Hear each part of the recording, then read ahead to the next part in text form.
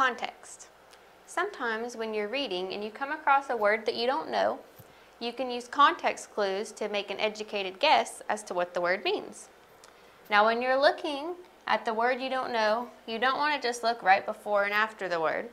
You usually want to look at the sentence before and the sentence after. And sometimes you even have to look at the whole paragraph to get an idea of what that unfamiliar word means. Now, there are some clues that we can look at to help determine what the word means.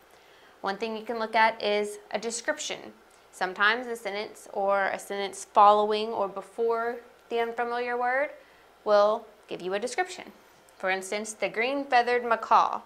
Well, you may not know the word macaw, but by seeing green-feathered, you can infer that it is some kind of a bird with green feathers. Another clue you can look at are synonyms. If you hear the soft and supple leather, well, since you have soft here and then supple, both describing leather, you can figure out that supple probably has something to do with being soft. And in reality, it means moldable. It's easily moldable, and it is somewhat soft to be able to do that. We'll go ahead and note that this one was our bird. Now another clue you can look for are antonyms. Angie is sweet. She doesn't have a malevolent bone in her body. Well, you may not know what malevolent means, but you probably know what sweet means. And if she isn't malevolent and she is sweet, then you can figure out malevolent is something bad, something negative, the opposite of sweet. And in reality, malevolent means evil. Another clue you can look for are definitions. Sometimes the sentence before, after, or part of the same sentence your word is in will just give you the definition of the word. For instance, the echidna, an egg-laying mammal native to Australia, and then they might tell you some interesting fact about the echidna. Well, in commas, right after echidna is the definition of an echidna, an egg-laying mammal native to Australia. So you know what it is right there. The last clue you can look for is tone. Is the rest of this paragraph positive, negative, happy, scared? If you have a paragraph that's all one tone, then the word probably has something to do with that. If it's a scary tone, then this may be a word that it has to do with something scary. If it's positive, it may be a happy kind of word. So you can always take that into consideration whenever you are taking your educated guess. So once you've looked at clues and you've tried to figure out, looking before and after the sentence your word is in, looking at the whole paragraph, seeing if you can find a description, a synonym, an antonym, a definition, or figure out the tone surrounding that unfamiliar word, you want to take a guess as to what the word means. And then you want to reread the sentence to see if it makes sense to you and ask yourself, does it make sense? So if we were to insert bird here, the green-feathered bird, well, if it's something that has feathers and we have bird after it, that makes sense, so that one would work. The soft and supple leather. So if we know it means something else soft, maybe moldable, we could say the soft and moldable leather, the soft and flexible leather. Any kind of word like that that you put in that was similar to soft would work. It would make sense in your sentence. Okay, we were thinking evil here, something the opposite of sweet. Angie is sweet. She doesn't have an evil bone in her body. That makes sense. She is sweet. She doesn't have an evil bone. Now, the echidna sentence is a little different. If they plug in a definition for you, then it's a little harder to check. You would just say an egg-laying mammal native to Australia, and then maybe tell the sentence after that point because the definition's already there for you. There's not really a synonym for echidna or anything else you could have come up with for what that one meant. And once you've checked to make sure they all make sense, then you have a pretty good idea of what that word means.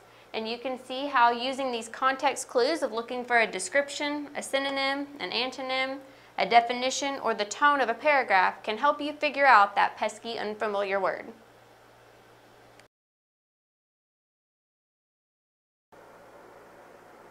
When it comes to summarizing text, you need to be able to state the main point of a story. So a summary is just stating the main point of a story. So you're reading an entire story, and then you're just taking the important things and writing about that. If you've ever looked at the back of a book, you'll see a summary on the back of a book. And so there's a whole book that may be 100 or 200 pages, but the author summarizes it on the back of the book so that you get an idea of what it's about. So that's what you're trying to do through a summary. So there's 4 main points that you should remember when writing a summary. Focus, like I already said, on the main idea of the story. Focus on the key points. In other words, you're not worried about little details. You're worried about the important things that contribute to the overall storyline. The third point is focus on the conclusion of a story. Because in most stories, there's some kind of problem. The whole plot is based around some kind of problem throughout the story. Then eventually that problem is resolved. And so that happens in the conclusion of the story. So look at the conclusion of the story and talk about that too in your summary. So you're going to be talking about the main idea of the story, the key points, the problem, maybe a little bit about the main character, and then talk about the end of the story and how the character ended up dealing with his or her problem. Then the fourth point is kind of a longer one. Focus on important information the author wants the reader to know.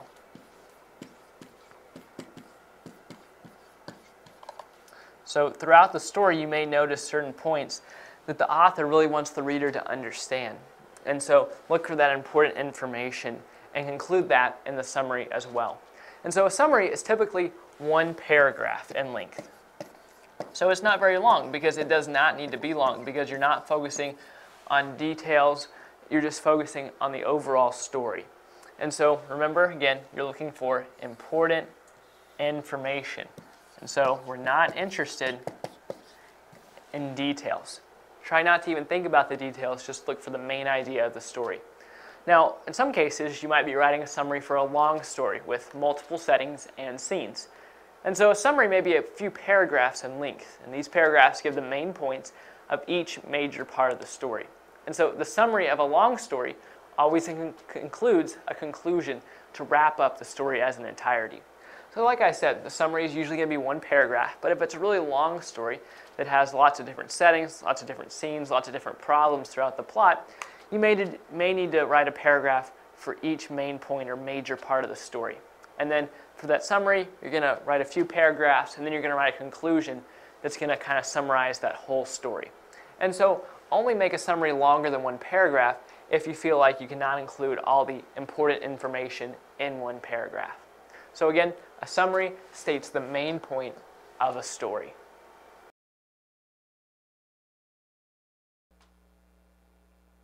Pronouns replace nouns.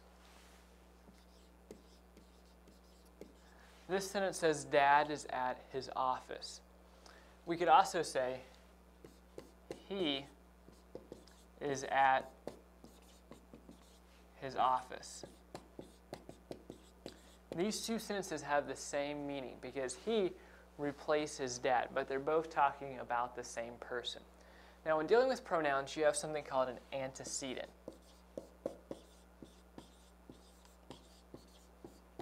An antecedent is the noun that a pronoun replaces.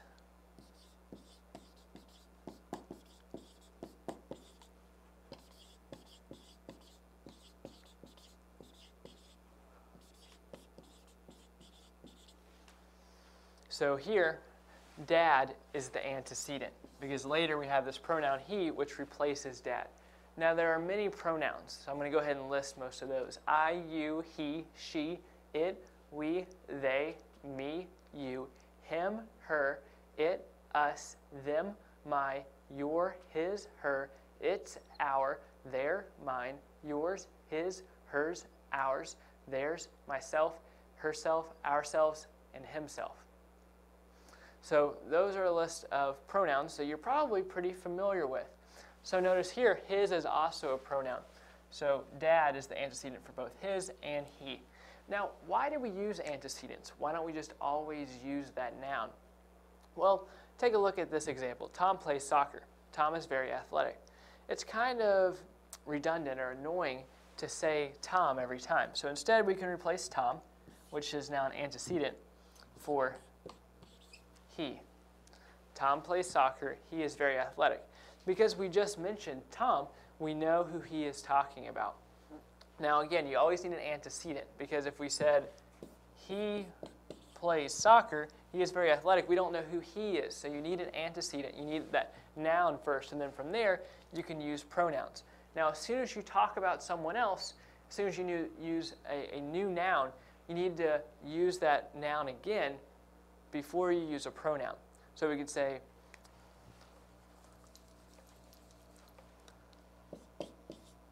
Tom plays soccer. He is very athletic. Sam plays soccer too. Now, if we were to say, he likes basketball, then who would he stand for? He right here is is a pronoun. And so what's the antecedent? Are we talking about Sam, or are we talking about Tom? Most likely, people are going to think you're talking about Sam because that's the last noun you used. So if you were talking about Tom, then you need to actually use his name right here. So pronouns only work as long as there is only one noun in the picture. As soon as you use a new noun, you need to use that old noun again before you can use an antecedent. Now look at this sentence. People should wash its cars. You want to make sure your pronouns agree with your noun. You want to make sure they agree with their antecedent. So here, people is the antecedent. Its is the pronoun. But they chose the wrong pronoun here. This should say their cars. Because when we use the word its, that's a singular form. It's like they're referring to one person. But here, since we're talking about people, we're talking about lots of people, or more than one person, we need to use the pronoun their because that's plural. That refers to more than one person. So again, that's a quick look at pronouns. And pronouns replace nouns.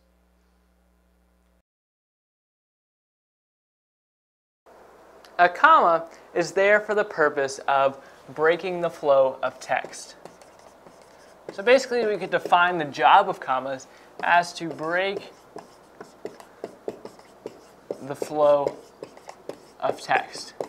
So commas should come in places in sentences where we would naturally pause if we were speaking that sentence. And so one way to test whether or not a comma is necessary is to pause very deliberately at each comma when reading. Because it's important not to overuse commas because they lose their effect if they're used in places that they should not be. So it's important to know when commas are needed and when they're not needed, both for your own writing and maybe if you're revising someone else's work. So let's practice. Right here we have a sentence that says, as you can see, the car is very old. But we have a comma right here. So if you're just reading this to yourself inside your head, you may have trouble determining whether or not the comma is needed. So try reading it out loud and deliberately stopping at the comma. As you can see, the car is very old.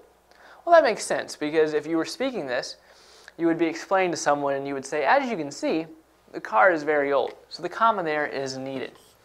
Another example is this sentence right here. Natural disasters, such as tornadoes, hurricanes, and earthquakes, are not very common here. So here we have 3 commas.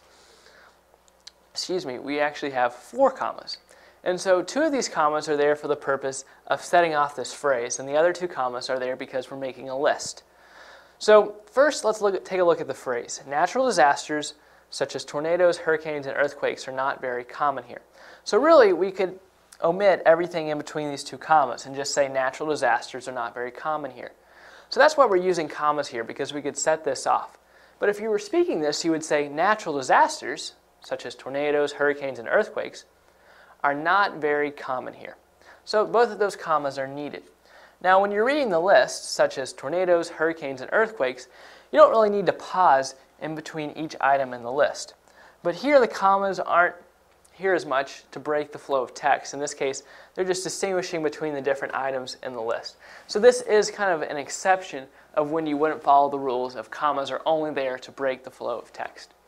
But in general, hopefully you can see kind of a better idea of when to use commas. So where the check marks are, those were all the correct places to use commas, and then right there and right there as well.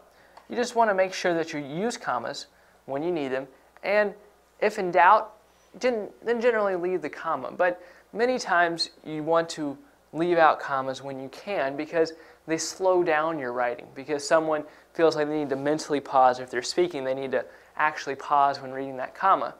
And so make sure your comma usage is appropriate.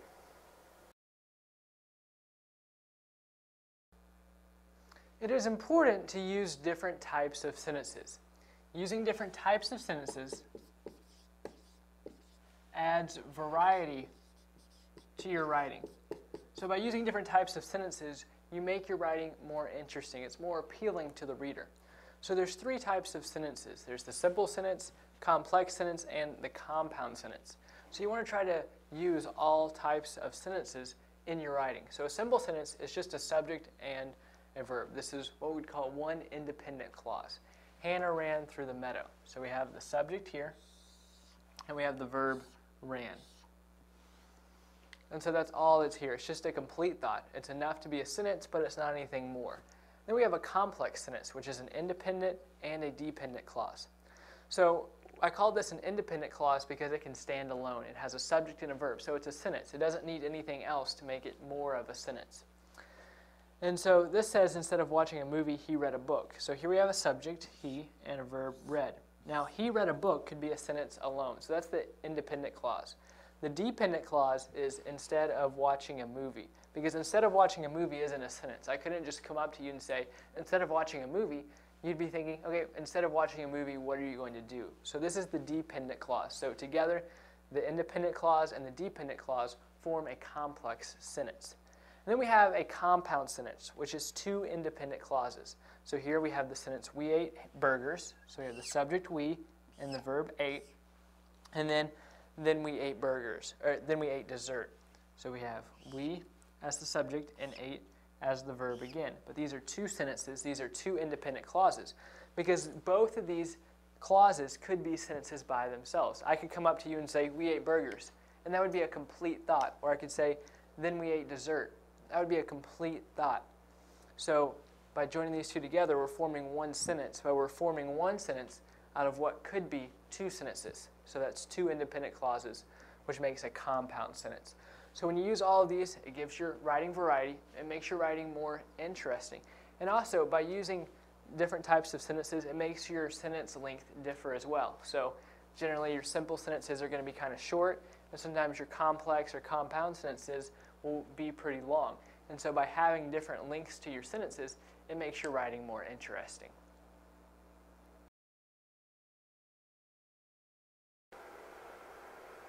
The narrator plays an important role in the story, and it's important that you as a reader understand the narrator. So a narrator can talk in first person or in third person. In first person, the narrator will use pronouns like I and me because they're talking about things they're experiencing and things they see happening. And in this case, the narrator will actually be a character in the story, so it's important to understand which character they are playing. In third person, the pronouns he and she are used because the narrator is looking onto the situation, saying he did this or she did this, and so they're not a character in the story.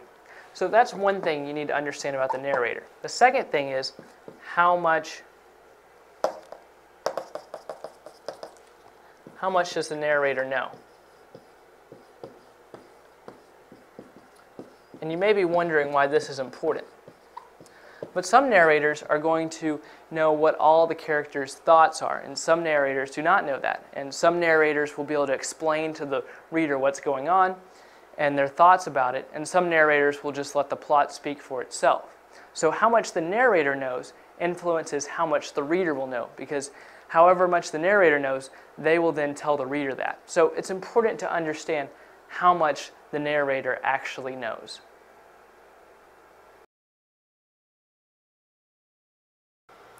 figurative language. Figurative language is language that goes beyond the literal meaning of a word, and authors will use figurative language to enhance their writing. Some common examples of figurative language are hyperbole, simile, metaphor, and personification.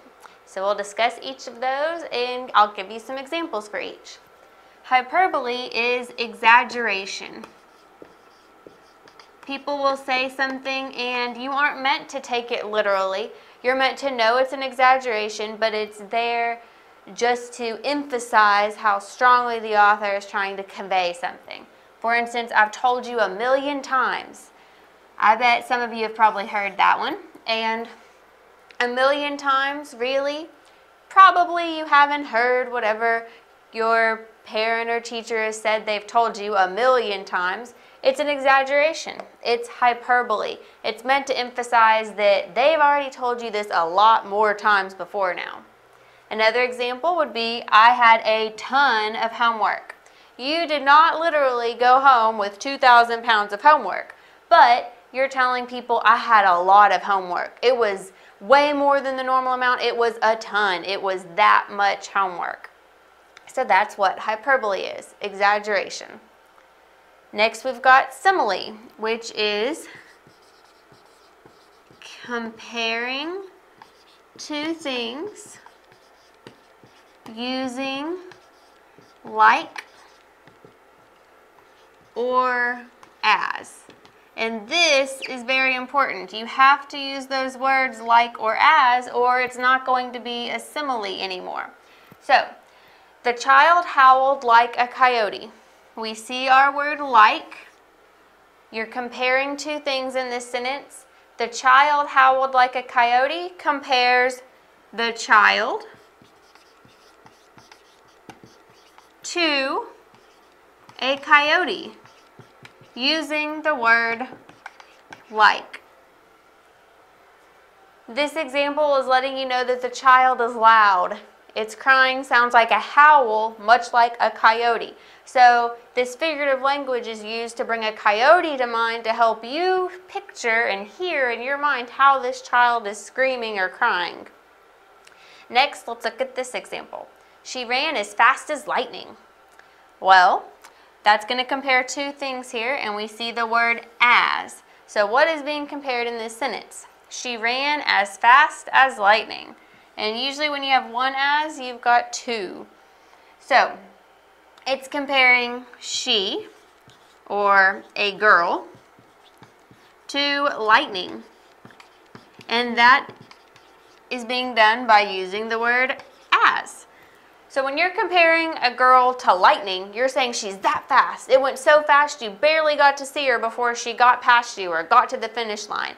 So it's just letting you know she's really, really fast. So that's what simile is, comparing two things using like or as. And again, these are the important words to look for to make it actually be a simile. It could be a metaphor, which compares two things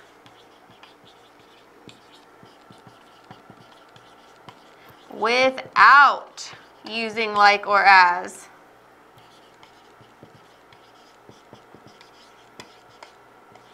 And that is really the big difference between a simile and a metaphor. A simile uses like or as. A metaphor does not use like or as. So let's look at some metaphor examples. She was lightning running down the track. So this sentence is very similar to this one. They're both comparing she, or a girl, to lightning. They're both saying this girl is really fast, but this one just says she was lightning. She was lightning running down the track. It doesn't say she ran as fast as lightning. It doesn't use like or as, it just says she was lightning. So it's a different way to use the same kind of figurative language. So that's one example of a metaphor. Let's look at this. And this is an excerpt from Edgar Allan Poe's poem, The Raven. And his eyes have all the seeming of a demon's that is dreaming. Now this one's a little trickier because it doesn't just come out and say this was this or this is this. Like here it said she was lightning. But it says that his eyes have all the seeming of a demon's that is dreaming. So we're comparing his eyes to a demon's eyes, which is basically comparing him, or a man, to a demon. If his eyes are like a demon's eyes, then this man is being compared to a demon, which is to maybe say that the man is evil. It doesn't mean he's literally a demon. It means he's got some characteristic of a demon. He's maybe an evil person.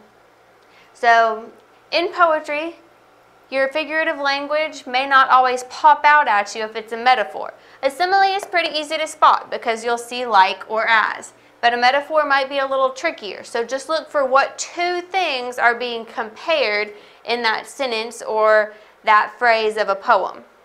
And the last piece of figurative language we're going to discuss is personification, which is when an inanimate object is given human qualities. You are personifying it. You are making it do something a person would do, even though it's not something that can do these things. And remember, inanimate objects are going to be things that are not alive. A chair, a teapot, the wind, water. Those are inanimate objects. So the example here, the water slapped the side of the boat. The water slapped. Can water actually slap like a person would slap?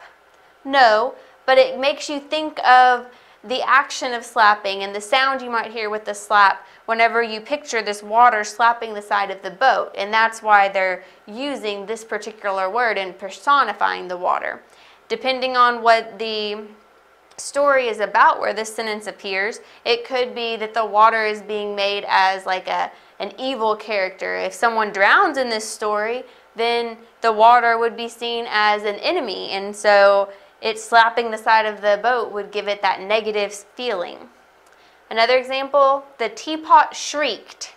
Shrieking, screaming, that loud sound, you can hear it in your head when you think about the noise a teapot makes.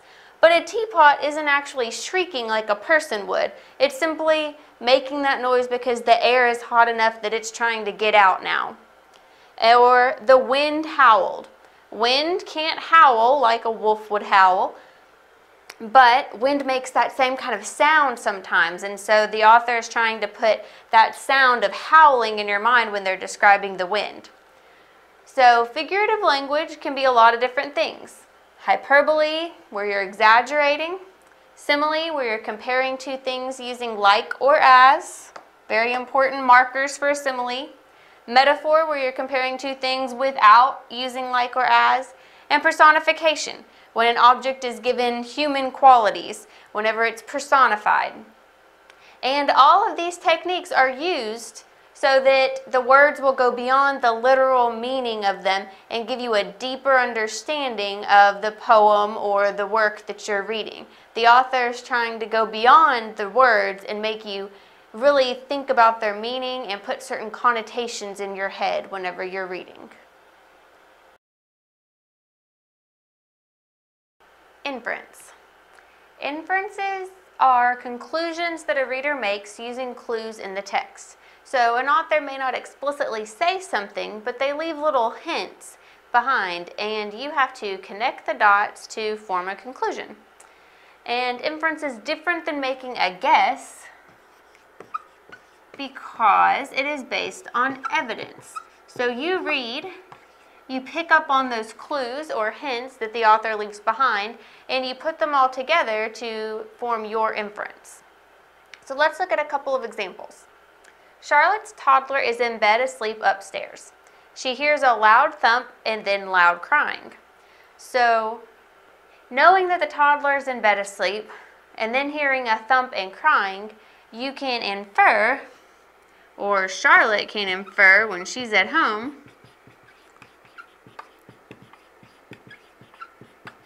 that her toddler fell out of bed.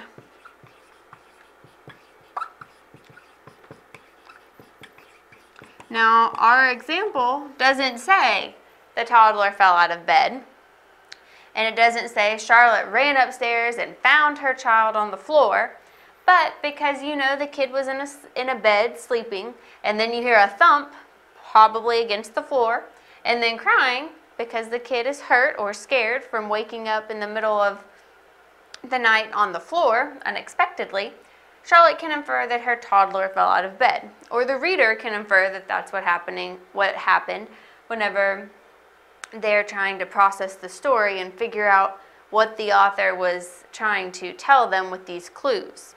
So let's look at another example. Nolan sees cookie crumbs on the floor and chocolate around his son's mouth. So cookie crumbs on the floor, chocolate around his mouth is going to tell you that Nolan's son got into the cookie jar. And it may not be the cookie jar, it may be that he got into a pack of cookies, but you don't really know the rest of that. You just know that if there are cookie crumbs on the floor and chocolate around his son's mouth, that the kid got into cookies somehow. So you can infer he got into a cookie jar or a pack of cookies without the author explicitly saying that to you. And that's all it is. That's all inference is. Reading something and coming to a conclusion. A lot of the times it's really obvious things. If you see a lady come into a store and she's dripping wet and it's raining outside, you can infer that she doesn't have an umbrella. So some things are just common sense. They come to you. You don't even realize you're making an inference. But in the end, an inference is just a conclusion that a reader makes based on evidence. Historical context. Historical context can impact literature in a number of ways. The author's writing can be impacted by the historical period during which it was written, or the historical setting of the story. For instance, when Charles Dickens was writing, he was writing during a period where authors were paid by the word, which meant that his novels were very, very long. And that was the result of the time period during which his work was written. He was writing long novels because he knew he would get paid more for every word that he wrote. Dialect is something else you can pay attention to. The dialect could be what the author is used to using in his everyday life, or the dialect could be more related to the historical setting of the story. So dialect is something you want to pay attention to and ask yourself, is this the dialect used during the setting, or is this more of just the author using his own personal dialect that he's used to? Another thing to pay attention to with historical setting is major events that are going on. You want to be familiar with the time period during which a story is set so you can have a better understanding of it. So, one example is the Civil War. During the Civil War, slavery was the normal thing in the South. And whenever the Civil War is over, lots of slaves, or people that used to be slaves, wanted to tell their story. And so what came about were slave narratives. And these painted a picture of what slave life was actually like during that time. It was an actual account from that time period. And it kind of also told the relationship between slaves and slaveholders. So that source of writing is very valuable, and it's become one of the most important literary genres for African American writers. Today, people may still write from that perspective in that time period, but the actual slave narratives that gave first-hand accounts were very important.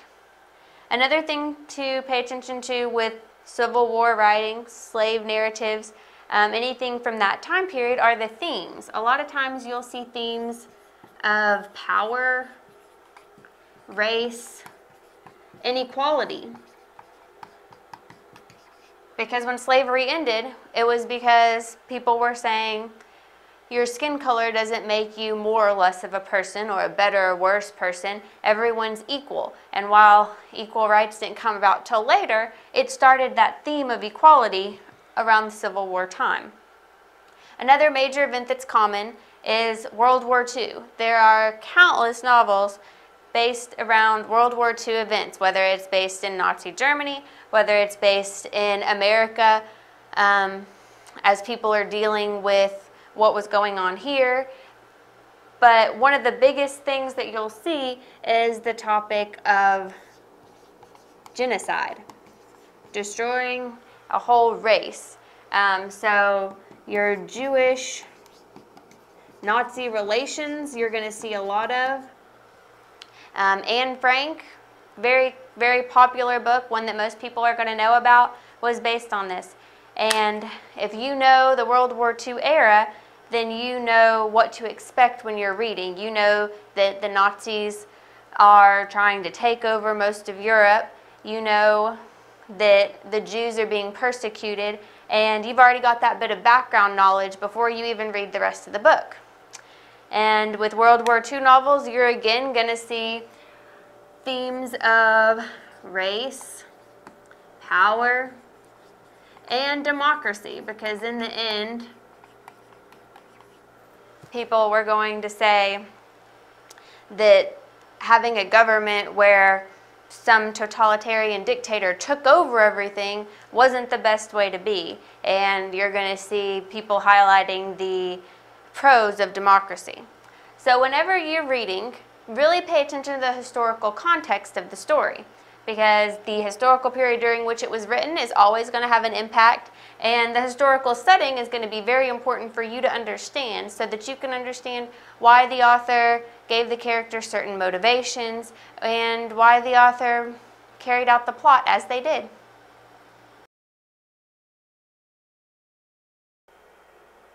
Readers must always be conscious of the difference between a fact and an opinion. So first we need to define what a fact and what an opinion is. So a fact can be proved or disproved.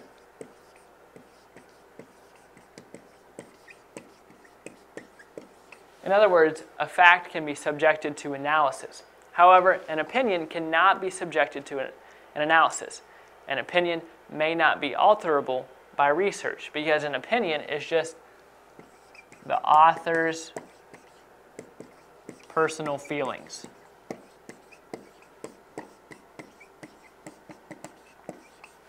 So this sentence right here says the distance from New York to Boston is about 200 miles. So this right here is a fact, because this can be proven or disproven. Now, although this isn't very specific because it uses the word about, it still is a fact. You could look at a map and see that the distance from New York to Boston is about 200 miles. Now, the sentence, New York is too crowded, is stated almost like a fact, but it is still an opinion, because there is no objective way to measure overcrowding. And so many times an opinion will be indicated by words like believe, think, or feel. Now, in this case, New York is too crowded. We don't see any of those words, so it's stated like a fact, but you have to, as a reader, have to evaluate this sentence and realize that this cannot be proved or disproved. You have to realize that it's just the author's personal feelings. Now, many times an opinion will be supported by facts.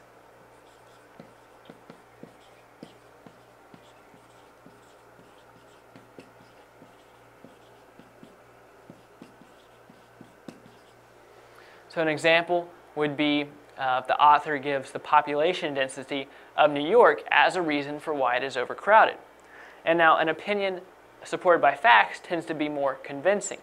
However, that doesn't make it a fact, even though the writer might back it up with a fact. It's still an opinion. It's still the author's personal feelings.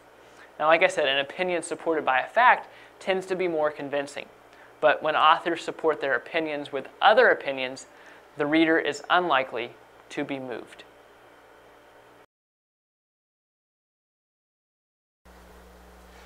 In this video, we want to go over prefixes.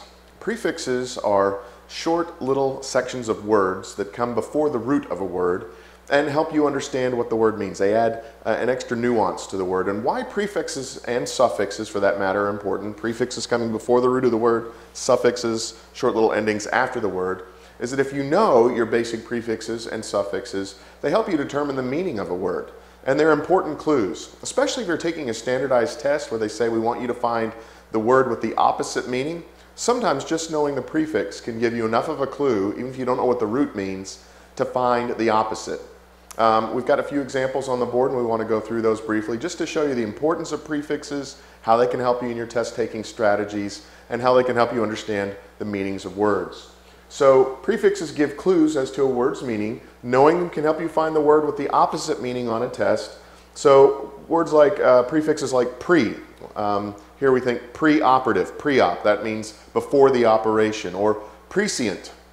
Pre meaning before, and scient from the word science, which means knowledge. So to know ahead of time. So prescient is to know ahead of time.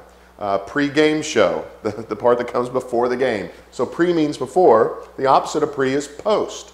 Post-operative care, the care that happens after the operation. Post-game show, the show that happens after the game. So pre is before, post is after. If you realize this opposites, then if you see a word that's got a pre prefix on it, then you look for a word with a post prefix on it if the test is asking you to find the opposite. Another thing would be pro and d. So pro means for, as in pro-life. Someone who is pro-life is for life. De is the negation, so deconstruction. To deconstruct is the opposite of, or the negation of construction. Construction to build up, deconstruct to destroy. So pro meaning for, de is usually a negation, pre before, post after. Knowing your prefixes can be critical, especially if you're not sure of the whole word. You can say, well, let me break this word up into its prefix, its root, and its suffix, and see if I can't decode just from that minimal information the proper answer on the other side. Now, obviously, when you're taking a test, if you know the right answer, you always go with the right answer. But if you're struggling, if you're not sure, this is a strategy you can use. You can look at the word, break it down, and say, here's the prefix, and I know it means this, and I'm being asked to find the opposite. What's the opposite of this prefix? Then I've got my answer more than likely. Caution though, caution. Con and pro are opposites, but congress is not the opposite of progress, although some people might disagree. That's more of a joke in terms of Congress being the opposite of progress, but con and pro are opposites, but you have to know and be careful sometimes. Anyway, that's been just a basic introduction and overview of the importance of prefixes as a test-taking strategy of knowing what they mean to help you determine the meaning of a word, and also to assist you if you're being asked to look for the opposite. If you know what the prefix means and you know what the opposite of that prefix is, it makes it a snap to find the right answer. If you'd like to learn more about this or related matters, underneath this video you'll see a link. If you'll click on that link, it'll take you to the website that has that information. While you're on that website, you'll also find a link to an ebook that's ready for immediate download. Theme. Theme is the overall idea of a piece of literature. So think about the lesson or moral of the story that the author is trying to get across to you. One thing to remember is do not confuse theme with plot. Plot is what the characters do. It's the action of the story. It does not have to do with the overall lesson or message that the author is getting across. Now, obviously, what the characters do is going to help you understand the theme, but plot and theme are not the same thing. Plot is going to be more about human nature, society, and life in general. There can also be more than one theme.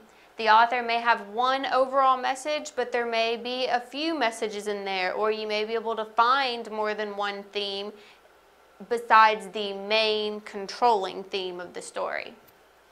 Some questions to ask yourself are, what is the lesson or message? And some common themes are, man struggles against society, man struggles against nature, overcoming adversity, the importance of family and friendship, man struggles with faith, sacrifices bring rewards, and honesty is the best policy.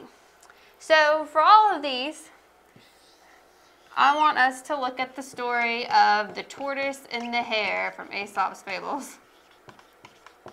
And this shows you that there can definitely be more than one theme for one story. Now, all of these may not be what Aesop had in mind when he was coming up with this fable, but I was able to see all of these themes in the story. The last one, I couldn't come up with something for, but I've got a good one for that as well. So, man struggles against society. You've got this tortoise who feels like he's going to keep going and he's going to try to win the race, but all of society is against him and saying, oh, that hare has got you beat. He's way faster than you. I don't know why you think you're fast enough to beat him. So I'm sure that tortoise was struggling against society's views of him. Another one would be man's struggle against nature. The tortoise is struggling against the nature of his self, how he's made. He's obviously not going to be as fast as the hare. He's going to have to go up hills. He's going to be fighting against the very nature of his self, where the hare is made to go much faster. Overcoming adversity. Just simply winning the race, the tortoise ended up winning even though no one expected him to do it. Even though people were probably telling him, oh, you can't do that. The hare's always going to beat you. The importance of family and friendship. Now, I've talked a lot about society, telling the tortoise he couldn't do this, but I'd like to think that the tortoise had some family and friends on his side that were urging him on, that helped him feel like he could actually go through and win this race. Man struggles with faith. The tortoise had to have faith in himself. The hare was very, very cocky. He felt like he had this race won, so much so that he went and took a nap, where the tortoise didn't do that. He had faith in himself and knew that he could do this if he just kept going, if he gave it his all. And then sacrifices bring rewards. The tortoise sacrificed that nap that the hare took, and in the end he won the race because he just kept going. Now, the moral of the story they give you is slow and steady wins the race, but I can see all of these themes in that story. Now, honesty is the best policy. I couldn't really come up with one for, but you can always look at Pinocchio. Pinocchio, every time he told a lie, his nose grew. It was not a good thing. Every time he lied, something bad happened to him. I won't ruin the whole story for you, but everyone knows about the growing nose, which is a sad punishment for someone who is not using honesty. So it's showing you honesty is the best policy. So whenever you're reading a story, you can look at what the characters are doing to figure out what the plot is, but remember the theme is different. The theme is going to be the controlling idea in that piece of literature. And you want to ask yourself, what is the lesson or moral the author is trying to get across to me?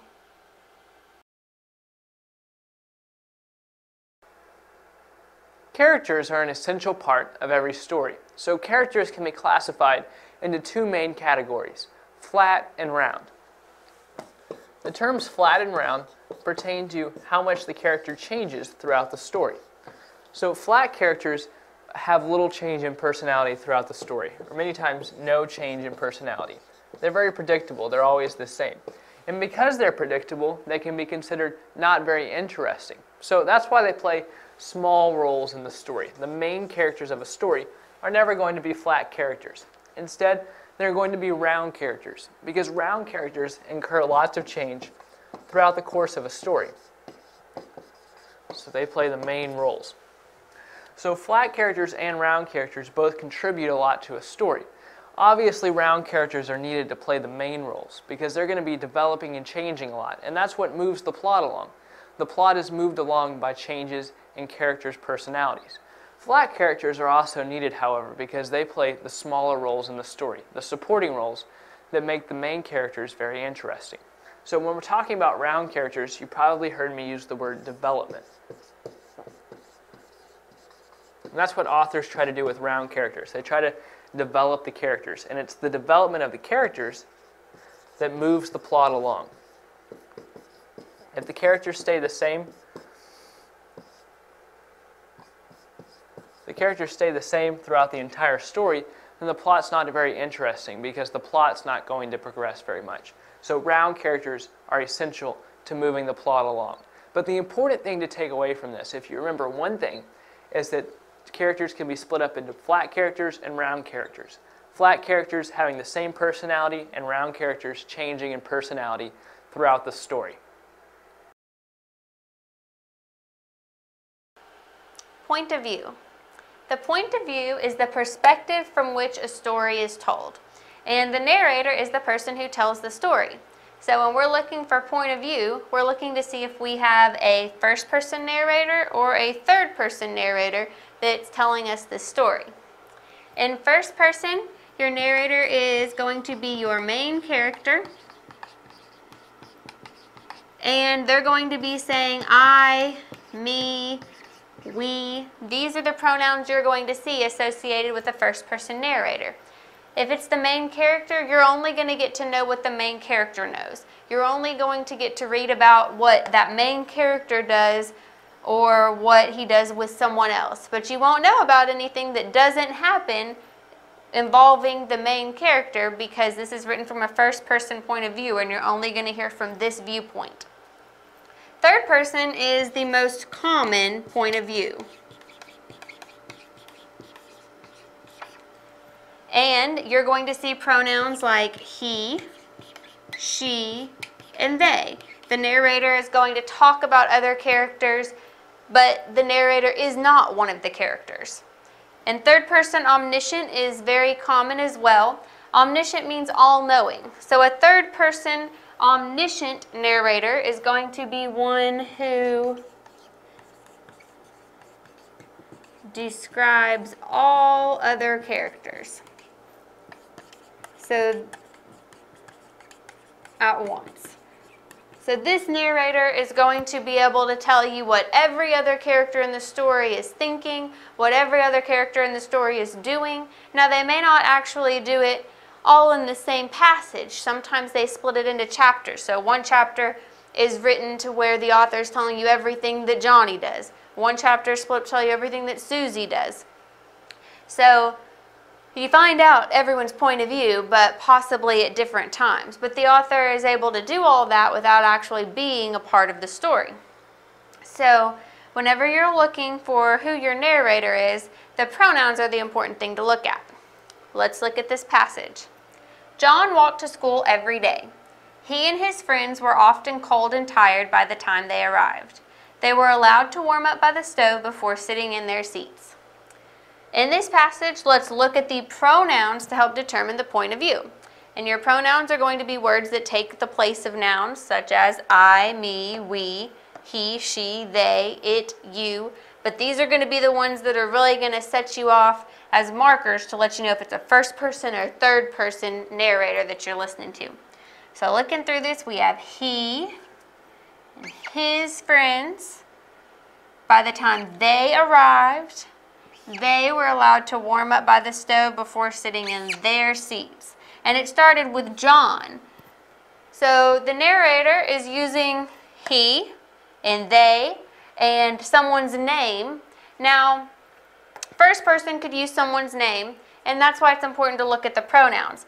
But the narrator starts talking about John, and then he uses all of these third person pronouns. The narrator is a third person narrator here.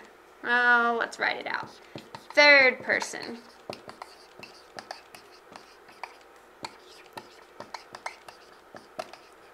And you know this because you're looking at the pronouns. And the pronouns are all telling you that the narrator is telling you what's happening, but the narrator is not a part of the action. So the point of view is a third person point of view. So whenever you're going to find point of view, you want to know this because the perspective of the story, who it's coming from, is important.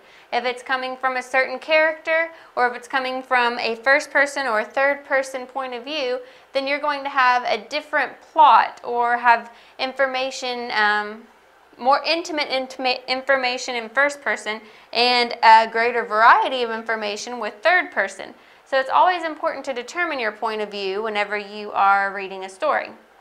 So just keep in mind that the best way to find that is by looking at the pronouns. I, me, and we, he, she, and they.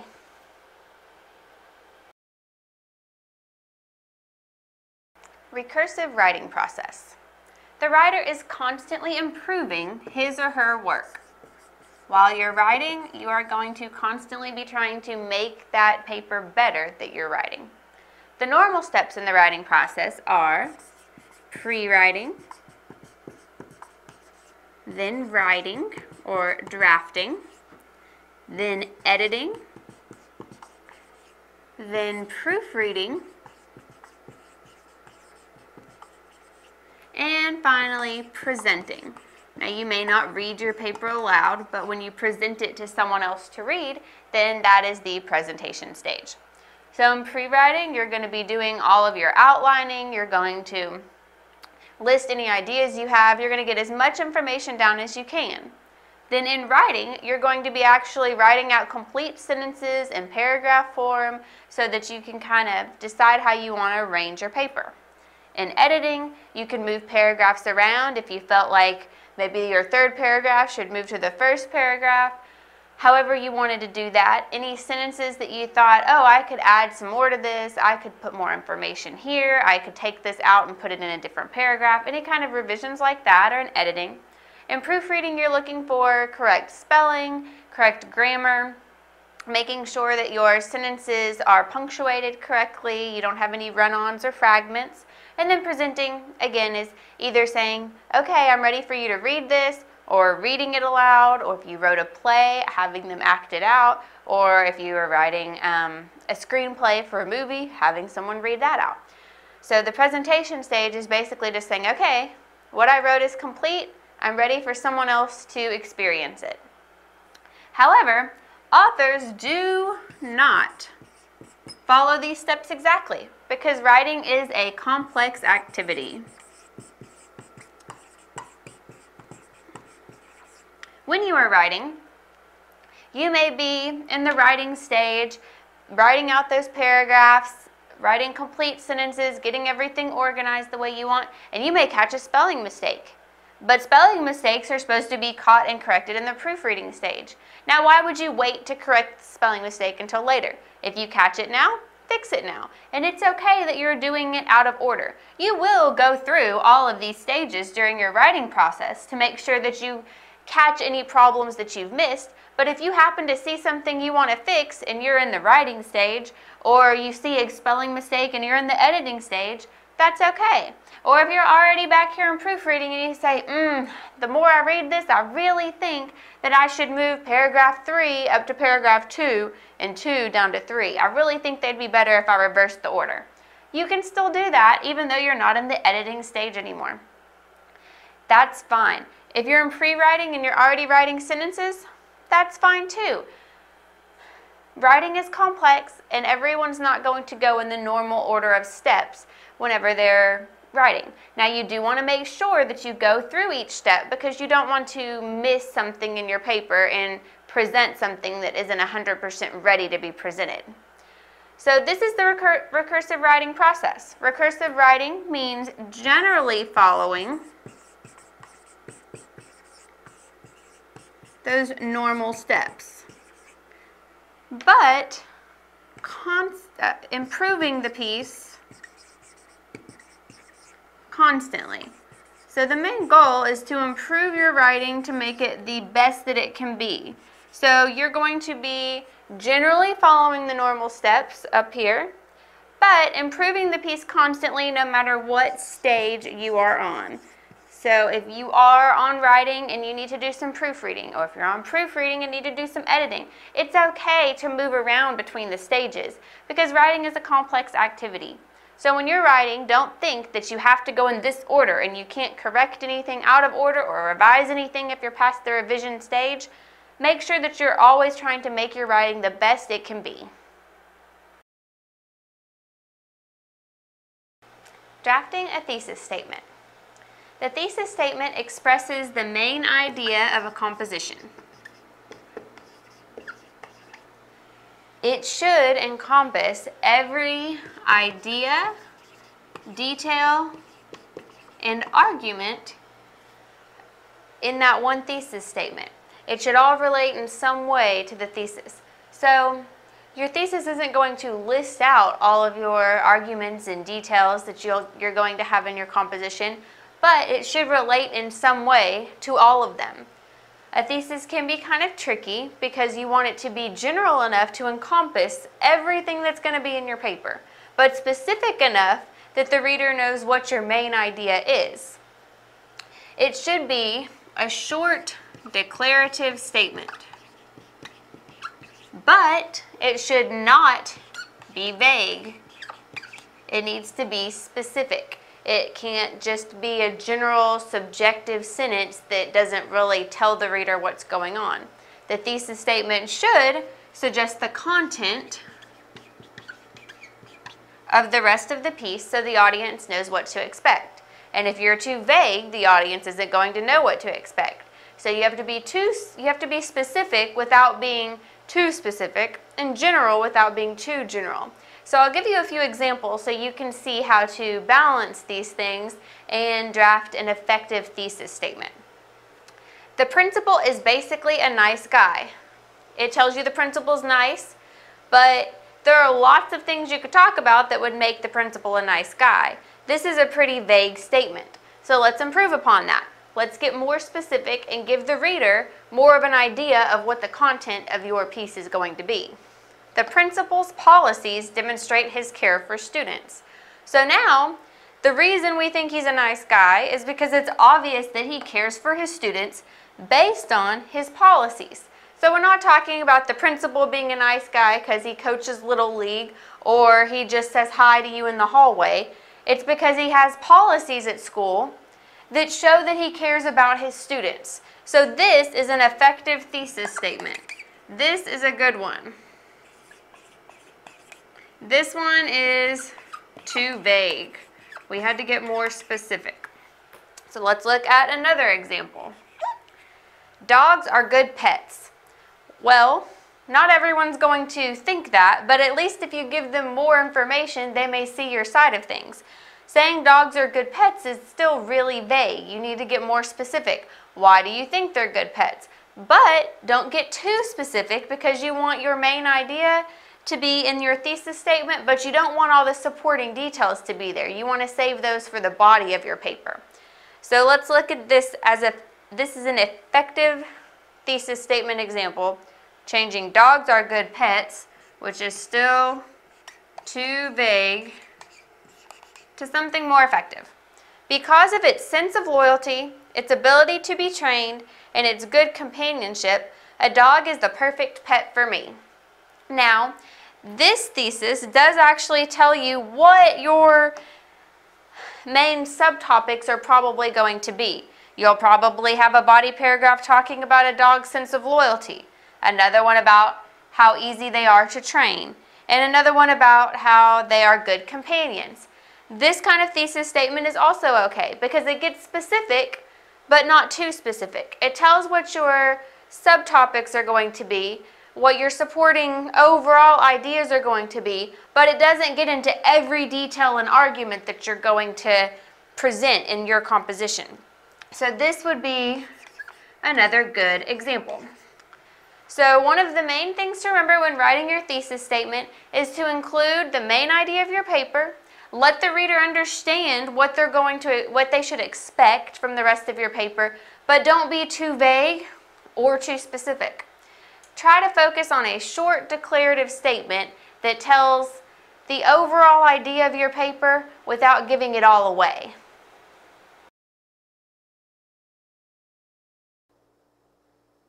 There are two scenarios when it is appropriate to use a colon. The first is before items in a series. Now there's two tests that you can conduct to see if it is appropriate to use a colon before items in a series. The first is check to see if you can replace a colon with the word namely.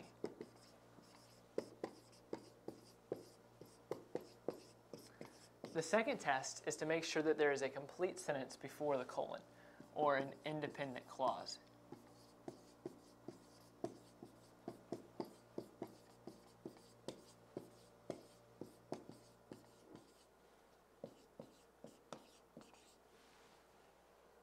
If the scenario fails either of these tests, then most likely you should not use a colon in that instance.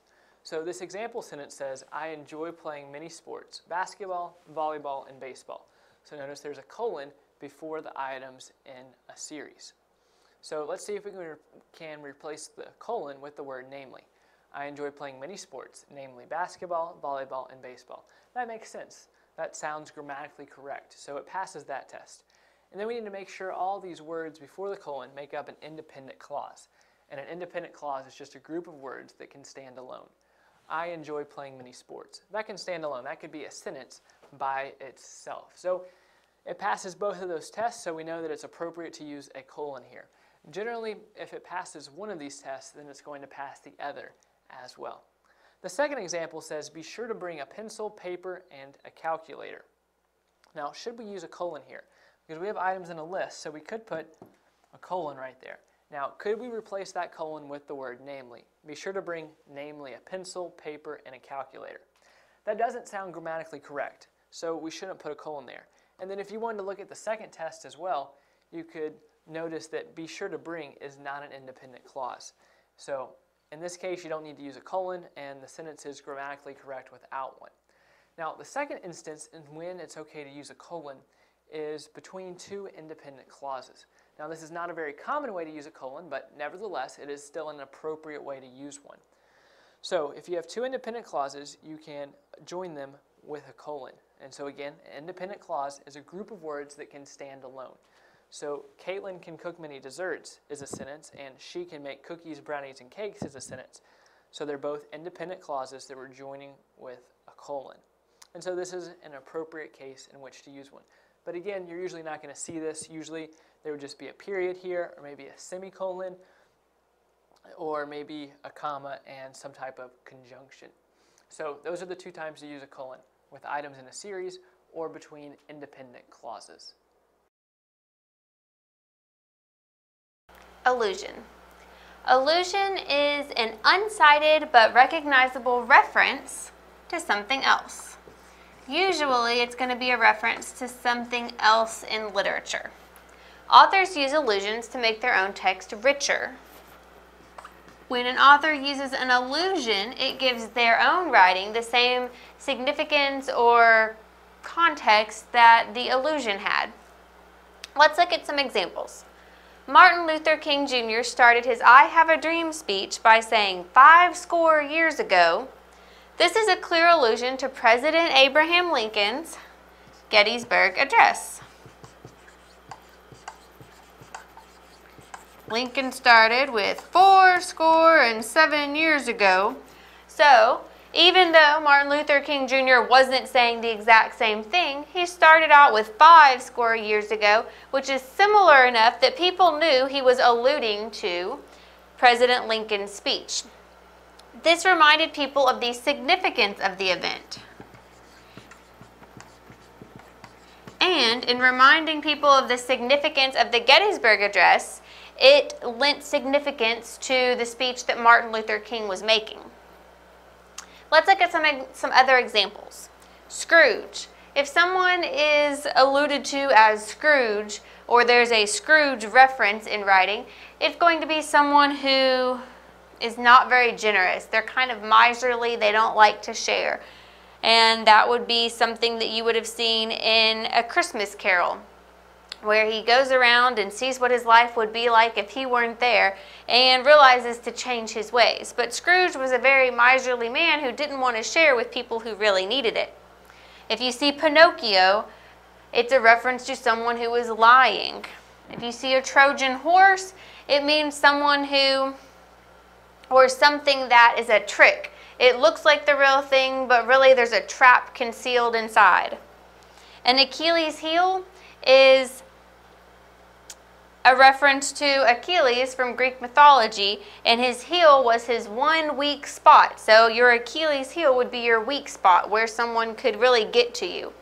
A Romeo from Romeo and Juliet. Romeo would be someone who was really good with women, someone who really loved to, take girls out on dates and was really good at, getting girls to go out on dates with them. Turn the other cheek is a biblical reference when Jesus told people that they shouldn't seek revenge, but should instead turn the other cheek if they're slapped once. Turn the other cheek so you can get hit on the other side of your face. And it's just his metaphor for saying, don't seek revenge. That's not the Christian way. Solomon is another biblical reference. He was a very wise king. So if you're referred to as someone who's like Solomon, it means you've got a lot of wisdom. And a Good Samaritan is another biblical reference, and it refers to the Good Samaritan on the road who helped someone when no one else would. So a Good Samaritan today is someone who helps people or helps a person that no one else is trying to help. So allusions can be used to ground text in a particular time or place, or they can use a cultural reference to make readers feel included. There are lots of reasons that a writer would use allusions, but every time that you use an allusion, it's meant to make your text richer and give your text more than it had before. So when you're reading, watch for allusions, and if you see one of these references, say to yourself, oh, that's an allusion. I learned about those. It's here to make the text richer. And think to yourself, what connotations do you get?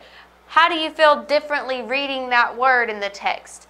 What did that word or reference do for your interpretation of the text? Because really, that's what allusion is there for. It's to add to the text and make it better.